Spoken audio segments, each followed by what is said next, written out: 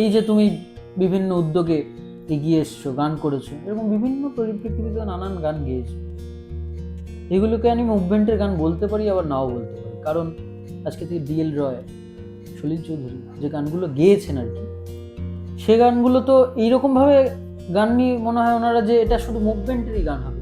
কোনো সময় জনসমুদ্রে আমি দেখতে পাচ্ছি কদিন ধরে ফেসবুকে আমার প্রচুর বন্ধু, আমি ওই দেশ, বর্ডার, কাঁটাতার এই বিষয়গুলোকে ছেড়ে দিয়ে বলছি, এটা পুরো পৃথিবী একটা গোটা মানচিত্র ধরে বলছি।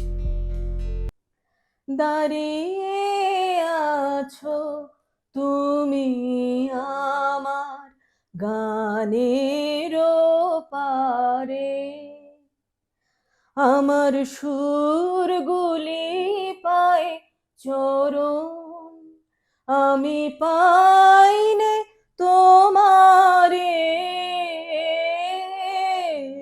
দাঁড়িয়ে আছো তুমি আমার গানের পারে।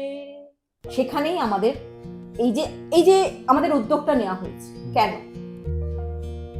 এই যে লিলুয়া গানবাসী এত সুন্দর একটা উদ্যোগ নিয়েছে, কেন নিয়েছে? মানুষের মধ্যে শিল্প সত্তাটাকে বিকাশ করার জন্যই। তো সুতরাং আমাদের এই যে ভালো মনের মানুষ আমরা তখনই পাবো যখন আমাদের এই উদ্যোগটা সফল, যখন মানুষ এর মাহাত্ম্যটা বুঝতে পারবে যে কেন এই উদ্যোগটা নেওয়া।